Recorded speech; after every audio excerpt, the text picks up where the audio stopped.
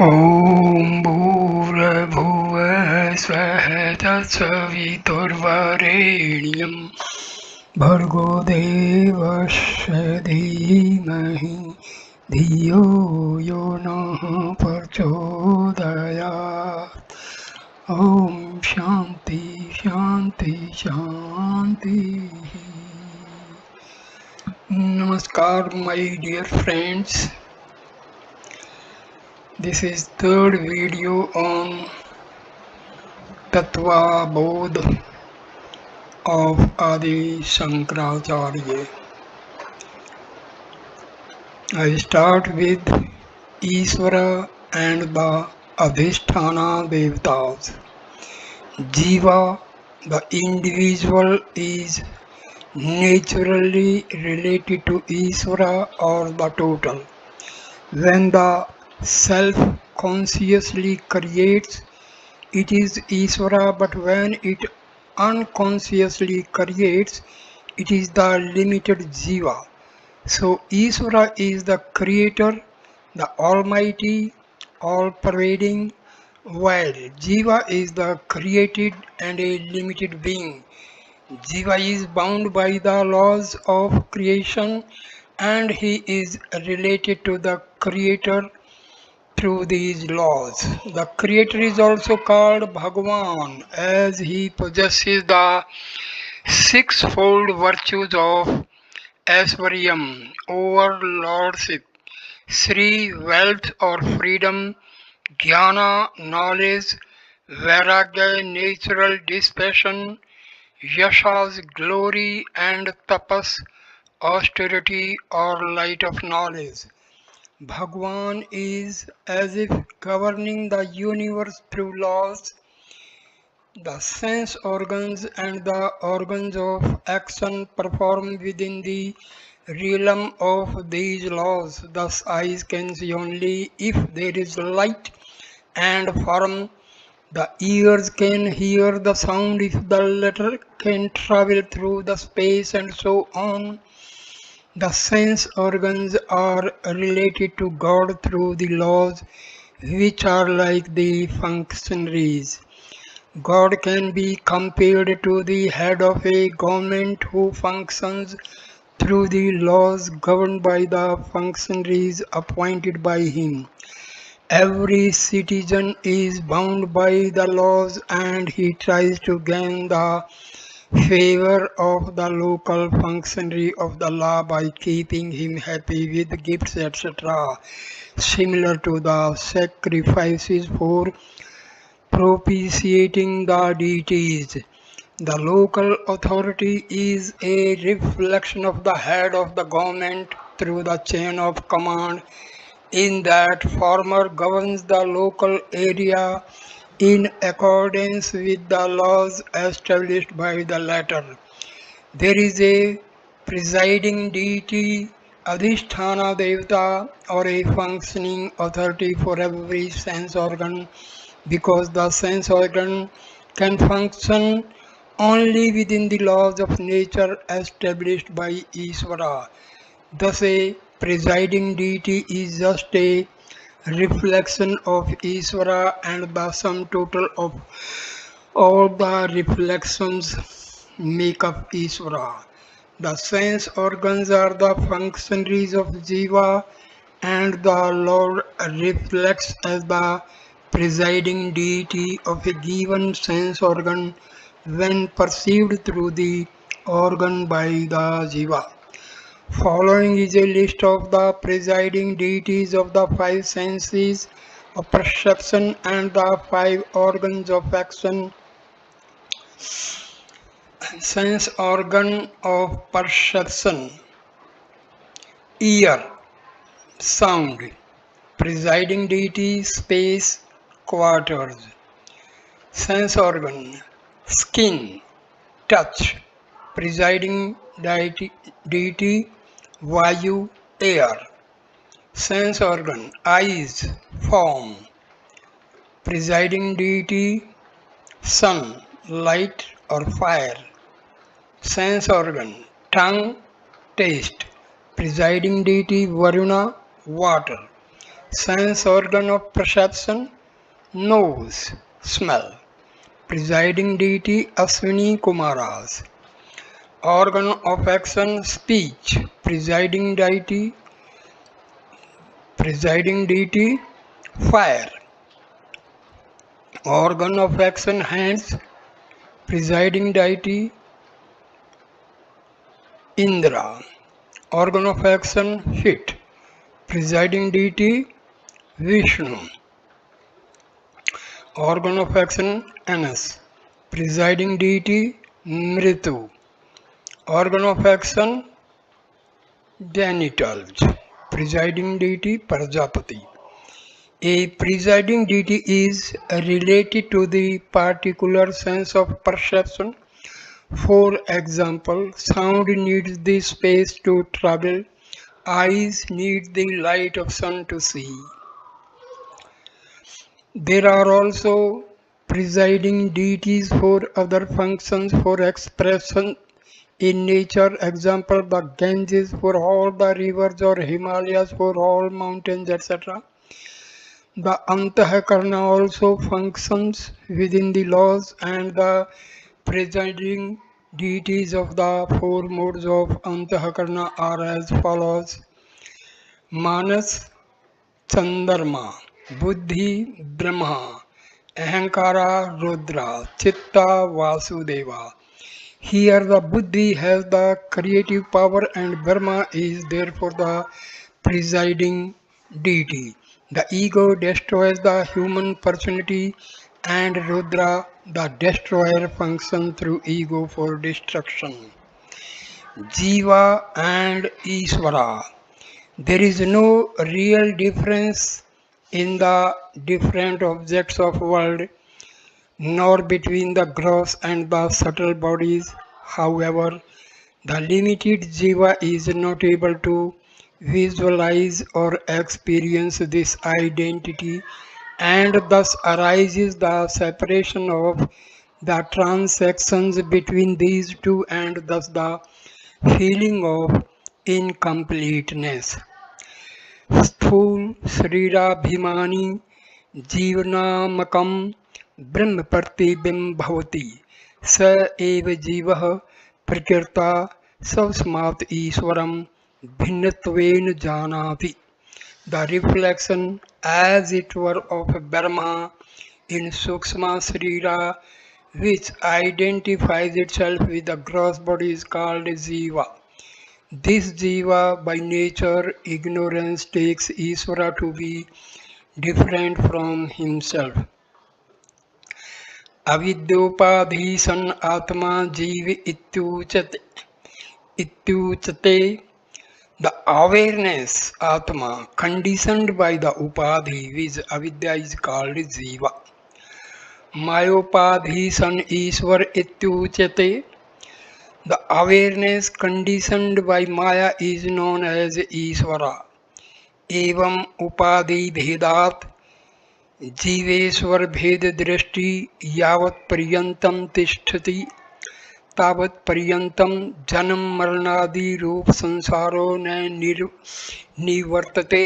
So long as the notion which is due to difference in the conditionings that Jiva and Ishvara are different remains, until such time there is no redemption from samsara, which is of the form of repeated birth, death, etc. Tasmat karanan जीव ईश्वरयो भेद बुद्धि स्वीकार्यः. Due to that reason, the notion that Jiva is different from Ishvara should not be accepted. The self-identifying with the body is called Jiva. Jiva possesses both gross and subtle body. The subtle body reflects consciousness.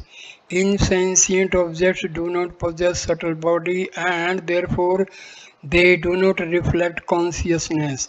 One subtle body identifies with only one gross body. Consciousness is everywhere just as space is everywhere. Space transcends everything that stands in it, and therefore Moving an object from one place to another does not need moving of its corresponding space with it, because space is everywhere. Similarly, consciousness or Atma is everywhere. Wherever the subtle body is, it is enlivened by consciousness. When the subtle body leaves the gross body, the latter dies and decays, but the subtle body glows with consciousness wherever it goes. This is analogous to a red hot iron ball which glows because of the fire. Thus, the Jiva is a reflection of Brahma or consciousness. Jiva is nothing but Atma, self conditioned by the Upadhi, conditioning or limiting adjunct called avidya. Ishvara, on the other hand, is the self a Brahma conditioned by the upadhi called Maya. Thus, while the Jiva is conditioned by individual ignorance, Ishvara is conditioned by Maya, which is total ignorance. An important difference between Jiva and Ishvara is that Jiva is under the influence of Maya while Ishvara controls or wields Maya. Both Jiva and Ishvara are the same consciousness with different upadhis. Therefore, basically they are one. However, due to this difference in upadhis, which arises out of self-ignorance, the jiva considers himself as different from Isra, like an actor who has forgotten his identity. A wave does not know that it is made up of the same substance as the ocean, and therefore it considers itself to be different from the ocean. The wave cannot have the vision of the ocean as long as it excludes itself from the ocean. Just as the wave lives in a transient existence of a few minutes to be born again as a wave and die again, the jiva also experiences a transitory life and suffers the pangs of samsara or the life of repeated births and deaths. The cause for the difference between Jiva and Isvara is self-ignorance. Man feels incomplete and always wanting. The only way to redeem oneself from the effect of separateness from Brahma is to remove the cause with ignorance. Ignorance is removed by subjective knowledge and by it alone. The Shruti says, knowledge alone liberates. Jnana Deva Tu Kevalam. This statement excludes other paths or techniques such as yoga as valid approaches for self-realization. Knowledge is imparted by a competent teacher, and knowledge takes place right while listening.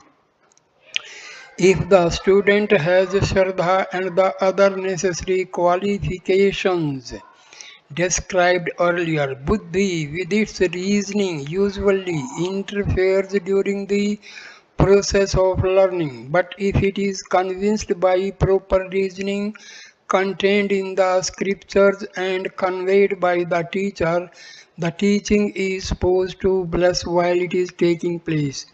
If one knows the self in this life itself, there is truth is one's life. On the other hand, if one does not know the self in this life, the loss is infinite.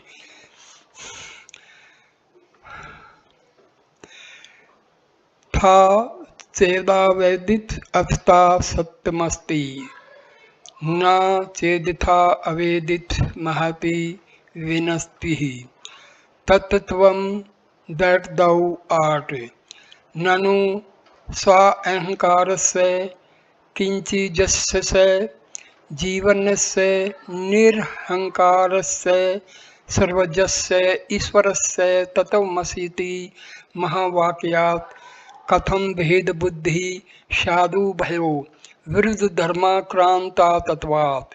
but the Jiva is endowed with ego and his knowledge is limited, whereas Ishvara is without ego and is omniscient. Then how can there be identity as stated in the Mahavakya Tattvam Asi, that thou art, between these two who are possessed of contradictory characteristics? इति चैतन्य स्थूल सूक्ष्म शरीराभिमानी त्वं पदवाच्यार्थे उपाधि विनिर्मुक्तम समाधि दशा संपन्नम शुद्धम चेतनम त्वं पदलक्ष्यार्थः. If the doubt is so, no, it is not so. The literal meaning of the word thou is the one who identifies himself with gross and subtle bodies, that is Jiva. The implied meaning of the word thou is pure awareness which is free from all conditionings. एवं सर्वजतवादी विशिष्टः ईश्वर तत्पदवाच्यार्थ. So also the literal meaning of the word that is the Ishvara having omniscience etc. Upadhi shunyam suddha chetanam tadpadalakshyartha. The implied meaning of the word that is the pure awareness free of all conditionings. एवं च जीवेश्वर्यो चैतन्यरूपेण भेदे बाधकाभावः. Thus there is no contradiction regarding the identity between Jiva and Ishvara from the standpoint of awareness. The identity between Jiva and Ishvara, or rather between the seeker and the sought, is indicated by the scriptures as the Mahavakya Tattvam Asi, or that thou art. This statement poses a problem to the student. How can there be an identity between two seemingly opposite entities? The Jiva is a limited entity. He is Alpjana, limited in knowledge. Alpayapi, limited in pervasiveness, that is at one place at a time. Alpaskatmin, Alpasaktiman, limited in abilities. On the other hand, Ishvara is Sarvajnana, all-knowing, Sarvyapi, all-pervading everywhere at one time. Sarvashaktiman, all-powerful, possessing the power of creation, destruction, etc. A difference bheda buddhi between these two opposite entities is simply natural to human beings. So how to interpret the scriptural statement that thou art? This point of view, which appears to be a valid objection to the statement of the scripture, is called Purva Paksha. There are two types of sentences: ordinary sentence or Samanya Vakya, and a sentence with an implied meaning called Lakshana Vakya. The Samanya Vakya has a straightforward meaning, as in a sentence Rama goes. The Lakshana Vakya, on the other hand, becomes meaningful by implication rather than by literal meaning. For example, the red runs. One has to know that the red refers to a horse, otherwise the sentence is not meaningful. The listener must be prepared to grasp the meaning of a Lakshana Vakya, particularly in scriptural study. Tattvamasi is a Lakshana Vakya wherein deep meaning is contained. It is a Mahavakya, meaning a statement which reveals the identity between the seeker and the sought.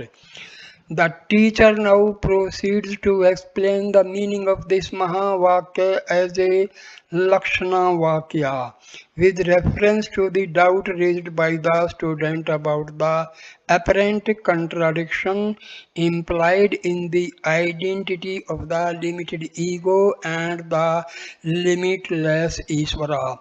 The direct meaning Vacyartha of Dautvam Pada is the limited individual ego jiva identified with the gross and the subtle bodies. However, as indicated by the earlier statements, the ego or jiva is nothing but the self circumscribed by the individual ignorance, avidya.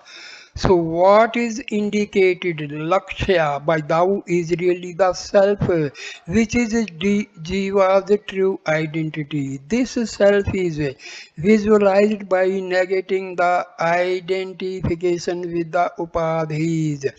The self which is in and through all the three states, waking, dream, deep sleep, is indicated by the word Turiya, which means fourth state.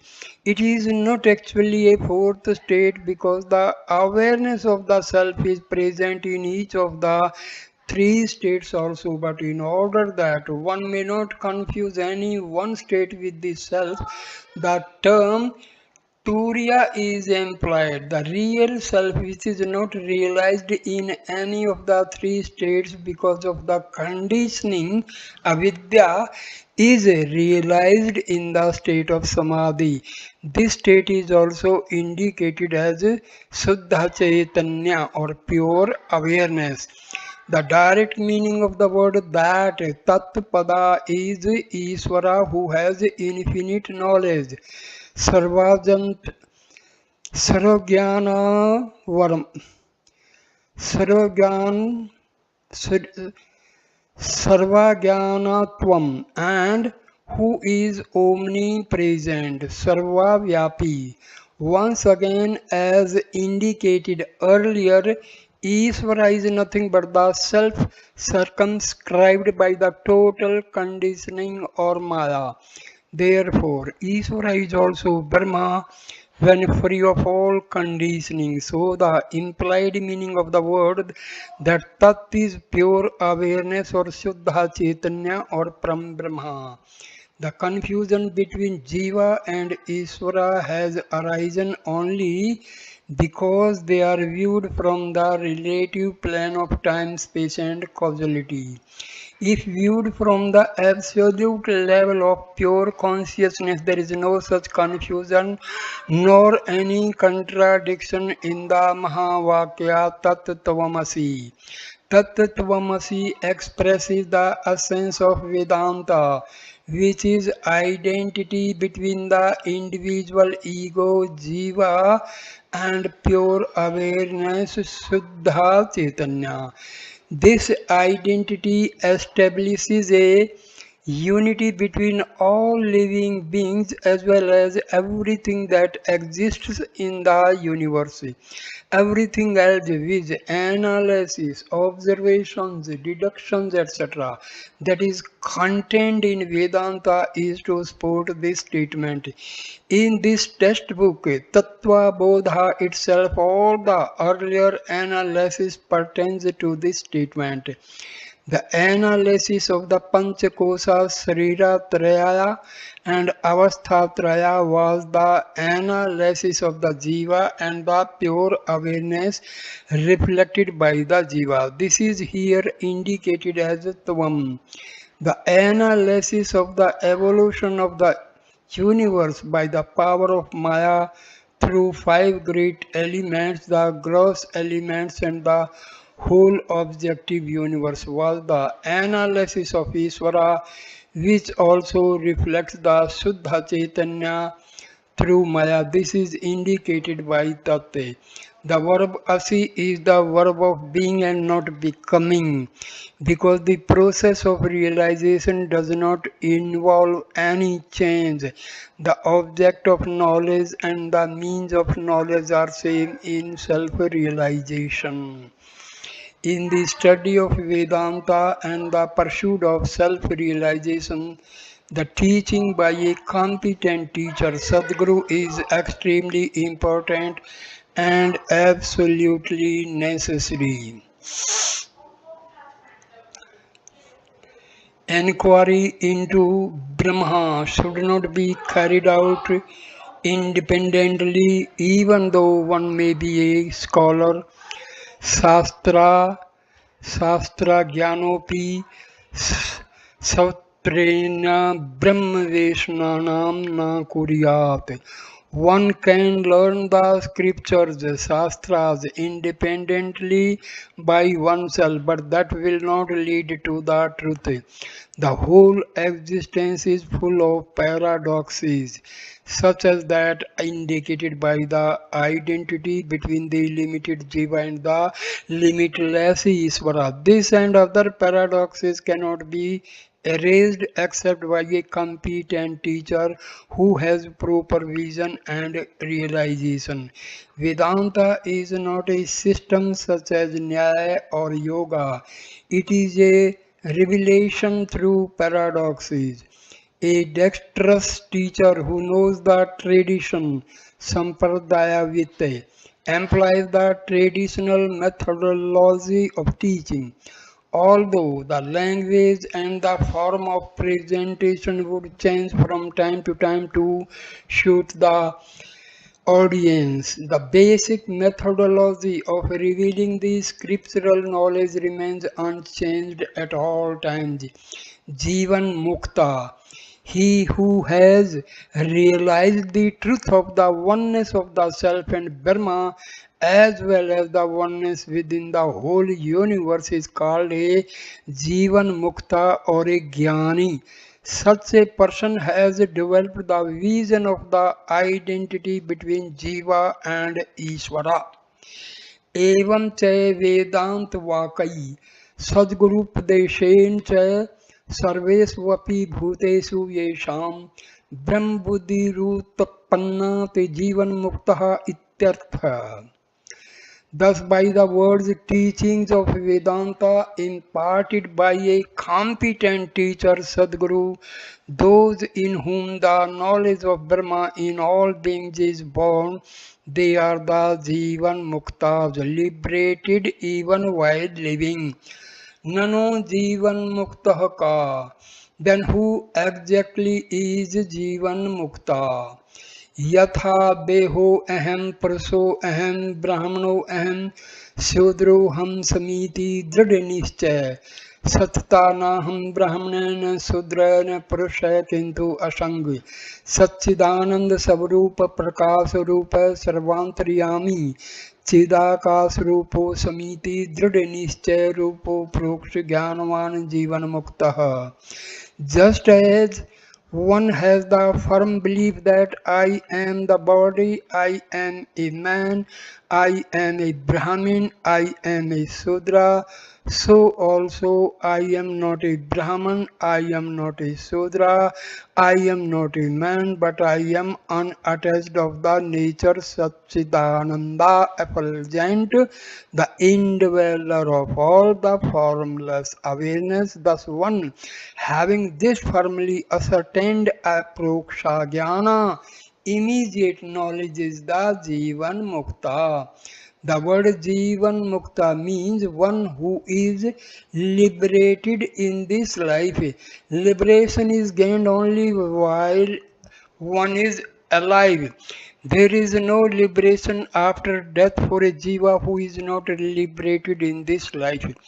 The Jivan Mukta has gained the realization by the teachings of Vedanta imparted by a qualified teacher who is himself established in the knowledge and who knows the art of conveying the subtle and profound truths of scriptures. The Jivan Mukta is like a wave which has realized that it is made up of the same substance, water, as the ocean, and that indeed it is ocean. As long as he is alive, the Jivan Mukta enjoys this bliss of identity with Brahma and the universe. Externally, he does not look any different from other human beings. He does not develop any special features or styles or postures. But internally, he has the vision of Brahma Buddhi. His physical body goes on as long as there is momentum, just as a wave goes on until its momentum is exhausted. The Shruti says, यतो वा इमानि भूतानि जयन्ते येन जतानि जीवन्ति यत् प्रत्ययन्ति भी संविशन्ति तत् विजिज्ञानस्व तत् ब्रह्मेति. From what all these elements and any elementals are born, by which the born are sustained, and to which they go and enter fully, may you entertain a valid desire to know that as Brahma itself. What is the nature of the Jivan Mukta? How is the vision of Brahma reflected in his nature? He is the one who is firmly established in the vision. I am unattached of the nature of Satchitananda, effulgent, the indweller of all, formless consciousness absolute. The meaning of these terms is explained below. Asanga, unattached, just as the Jiva has a firm conviction that I am the body or I am a Brahmin, I am a man, etc. A Jivan Mukta has the conviction, Dridhanishcha, I am not the body, I am not a Brahmin nor I am a man. It is his firm conviction gained through the knowledge of the self that he is not attached to anything. He does not entertain any notions of identification with body, caste, or creed. Just as space is not attached to nor contaminated by anything contained within it or associated with it, Atma is also free, unattached from everything. Atma, self, transcends everything but is not attached to anything. Jivan Mukta does not perform any action with the sense of aham, and therefore he is not associated with the results. Satya Chiti Ananda, existence, knowledge, bliss. Jivan Mukta has acquired the vision of oneness of the self and Brahma. He is therefore of the nature of Satchitananda or existence, knowledge, bliss, which is the nature of the self or awareness.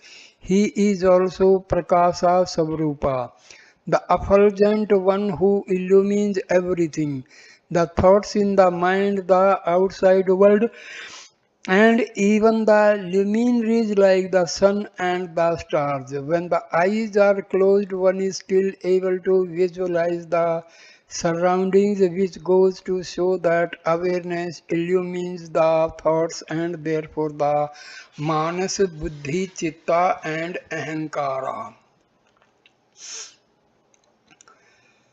Sarvantriyami, Sarvantriyami, the indweller of all. Consciousness is all pervading, that is, it is everywhere at once. Everything functions because of it, while it does not perform any functions. The Jivan Mukta is also all pervading, Sarvyapi, because he is of the nature of awareness. He is the self of all, that is everything and every being, because of whose presence everything functions. Chidakasa Rupa, formless consciousness. That which is formless, pure and simple, like the sky, is Chidakasa. Space is considered to be the dress or covering for the universe. However, space is within the consciousness and therefore the consciousness or Atma covers everything. The Jivan Mukta being of the nature of Atma is the accommodator of the universe. Aproksha Jnana. The knowledge of the self is immediate knowledge or aproksha jnana.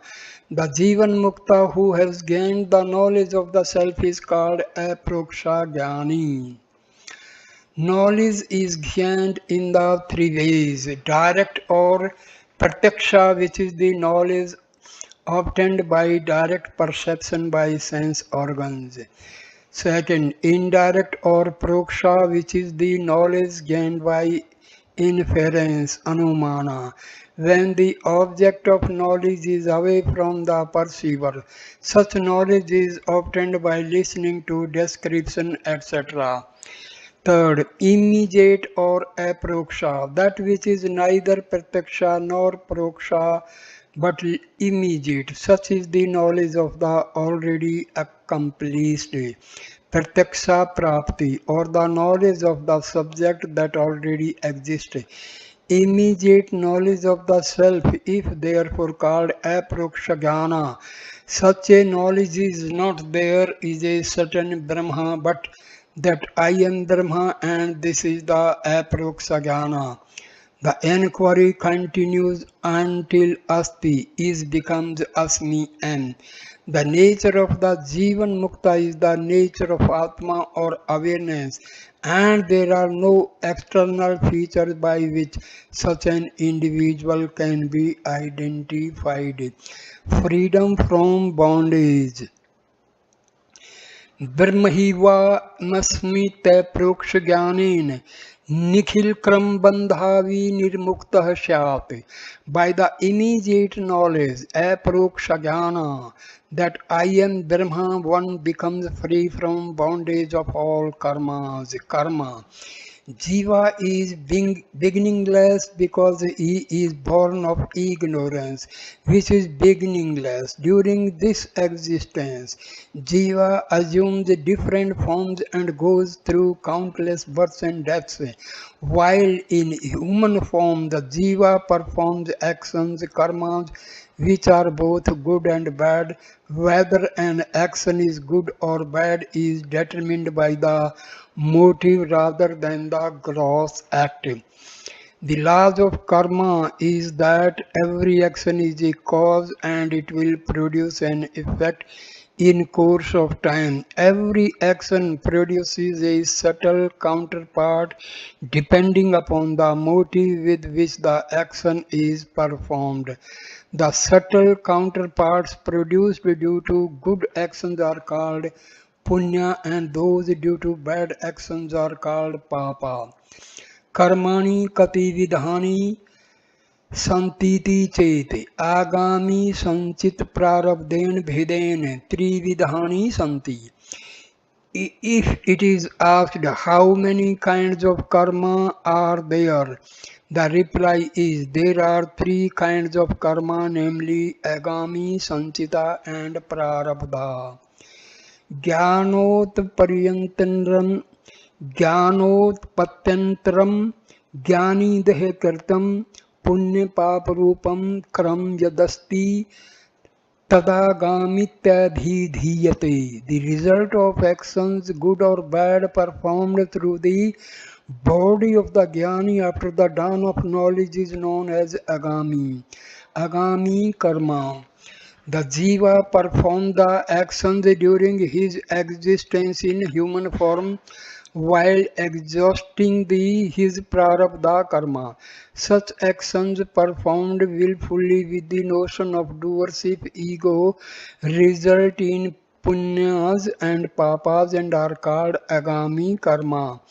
When the present physical body is given up, these agami karmas get converted to the sanchita karma to be fructified in future. The agami karmas are generated only when the jiva is in human form. Because animals and other living beings live a life based on instincts, there is no ego or the notion of doership in their actions. Agami karmas cannot be generated unless there is the notion of doership. Sanchitam karam kim?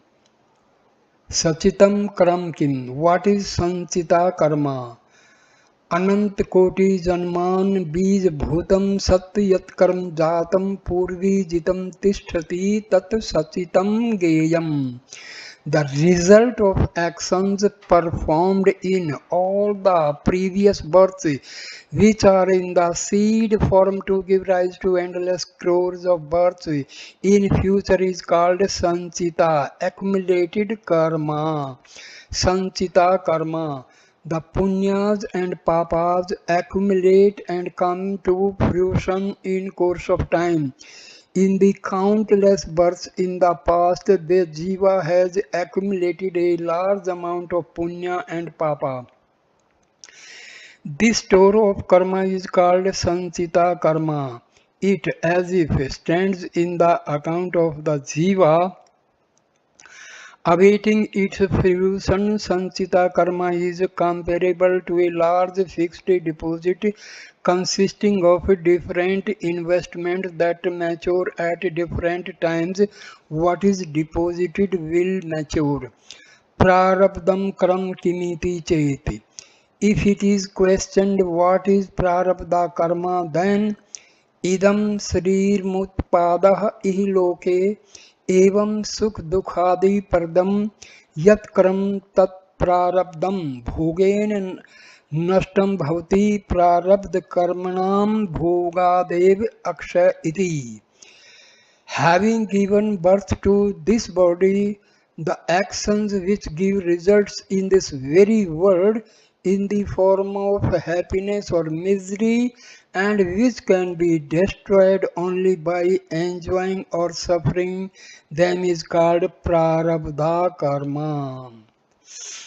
Prarabdha karma. The karmas that have come to fruition at the time the jiva takes birth are called prarabdha karma. These are comparable to that portion of the deposit which has matured. The prarabdha karma determines the form of body and the type of environment most suitable for its expression. Thus, a jiva would take birth as an animal to exhaust certain types of karma and as a human being to exhaust some others. Once again, whether the jiva is in a pleasant or unpleasant environment is determined by the type of karmas. The human body is obtained as a result of good karmas. Sat karma jnanam. The jiva experiences pleasure and pain as a result of good and bad karmas, and the body falls when all the prarabdha karmas which have given rise to this present body are exhausted.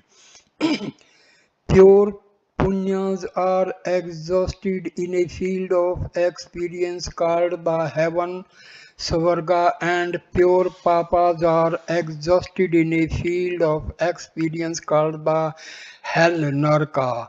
The human body is a result of a mixture of punya and papa in which punya is predominant. Animal and other bodies result from a mixture in which papa is predominant. The law of karma and the three types of karmas explain the variety and diversity found in human life as well as nature in general.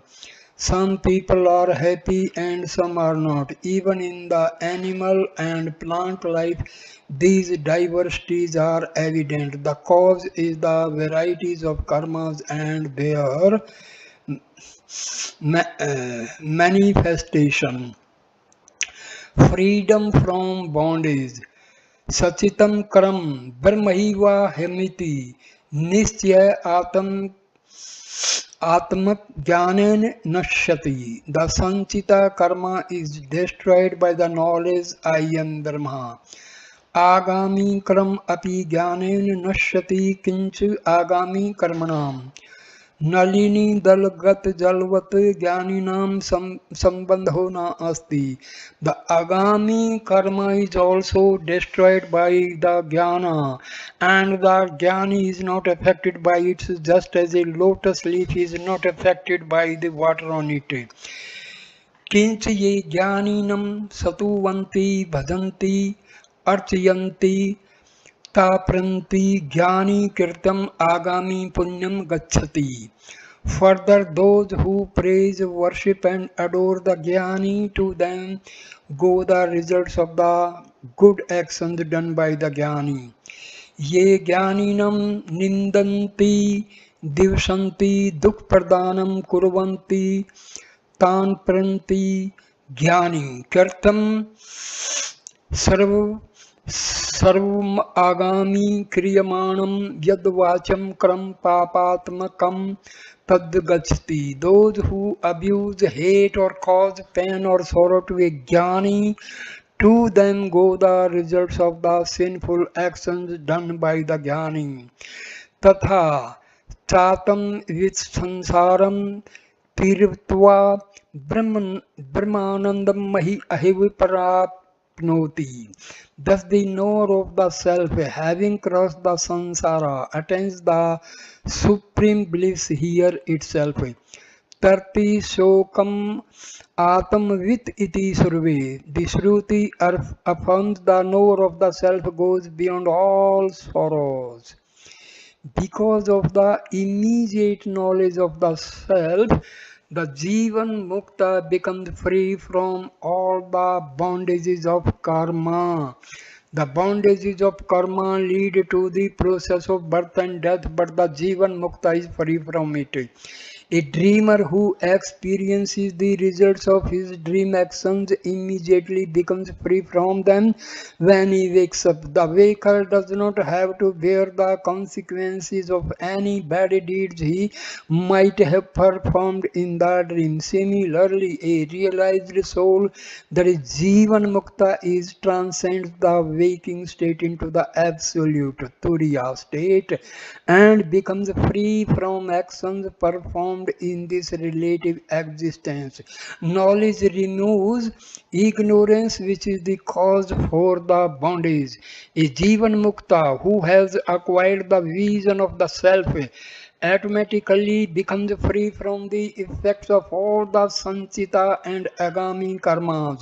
The Jivan Mukta is like a man awakened from sleep and therefore unattached or free from the effects of karmas performed in the dream state. By removing the cause for bondage, that is ignorance, the realized man becomes free from the effects of karmas which results from ignorance. The Jivan Mukta lives until his body exhausts the effects of the prarabdha karma. He does not accumulate any agami karma because there is no notion of doership. The body continues to perform actions, but he is not affected by them because he does not identify himself with the body. Nevertheless, the body does not accumulate karmas which have to apply themselves somewhere. How are these karmas exhausted? The body, gross or subtle, of a jnani performs actions which generate both punya and papa. The punyas are transferred to those who praise, worship and adore the Jivan Mukta. The papas are transferred to those who hate or cause pain or sorrow to the jnani. Thus the Jivan Mukta is free from the effects of any karmas performed by the body. After the vision of the self has been gained, he has no more to take birth in any form because he has no karmas to exhaust. Thus, the Jivan Mukta has crossed the cycle of samsara, the chain of repeated births and deaths. The realized man goes above the limitations of a physical existence, although his existence does look limited. Just as a man who views himself in a distorted or a concave mirror knows that he is free from the limitations of the distorted image, Jnani also knows that he is not bound by the limitations of the body. The bondage of karma is caused by ignorance, which is not real and is therefore erased by the knowledge of the self. Knowledge is the only means of realizing the self. Just as fire is the only means of cooking the food, just as fuel etc. are required to set up the fire, methods and techniques are required to prepare oneself for the knowledge. Such techniques of self-purification to acquire the fourfold qualifications described earlier are called yoga, and the science dealing with them is called yoga shastra.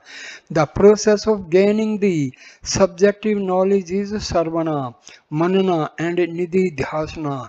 This process is called jnana sadhana, and the science dealing with it, that is Vedanta, is called Shruti.